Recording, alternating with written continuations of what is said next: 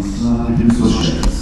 4 yılı ödeneğimiz 498 milyon, dönem sonuna kadar yapılan harcamamız 15 milyon 985 bin Sayın Valim.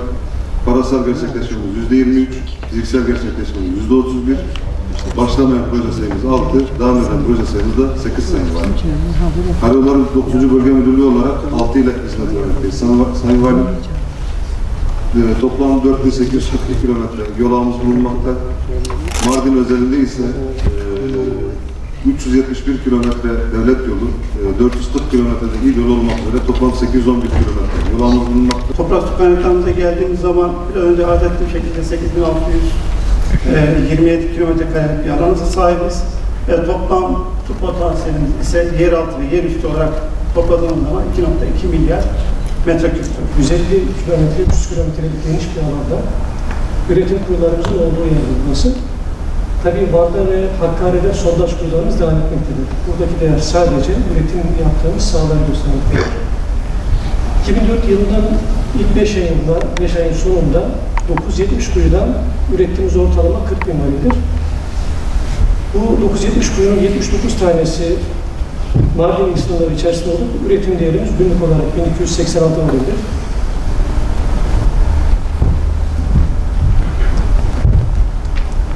Burada yıllara sahip Türkiye Petrollerinin üretim sayısı yüzüne denk gelen üretim değerleri gözükmektedir. 1385 kuyudan yaklaşık olarak 6 milyon 12 bin 127.420 metrelik bir sondaj yaptık. Bu metrajın 2675 metresi Mardin sınırları içerisinde. Devlet Demiryolları Bölge Müdürlüğümüze sorusu olan var mı arkadaşlar? Bizim sunumlarını alıyoruz. Diğer kurumlarımızla zaten bir sürekli görüşmelerimiz, istişarelerimiz devam ediyor.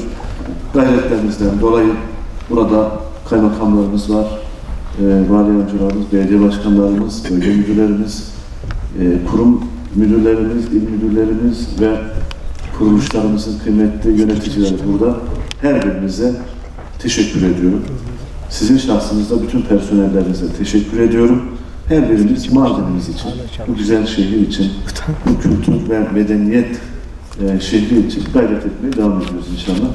Bundan sonra da bu gayreti devam ettireceğiz. Burada konuşulan, burada dile getirilen konular her birimizin sorumluluğudur. Buradaki dile getirilen ihtiyaçlar her birimiz için çalışma başlığıdır.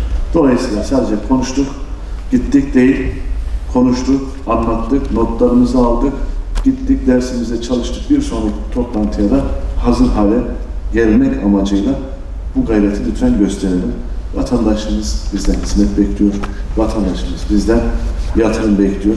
Devletimizin imkanları Allah'a şükürler olsun ziyadesiyle yeterli. Yeter ki biz bu kamu hizmetlerini hızlı ve kaliteli bir şekilde vatandaşlarımıza sunalım.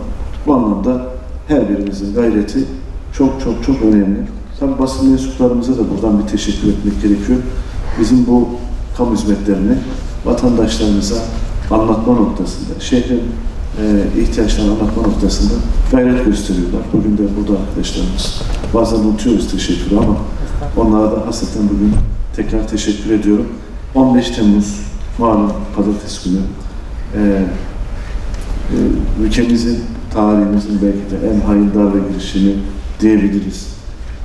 15 Temmuz hain darbe girişiminin 8. yılı. Bu yıl münasebetiyle hem anma şehitlerimiz var, gazilerimiz var, hem de neticede bir yönüyle de milletin zaferi bugün. Milli iradeye darbe vurmak isteyen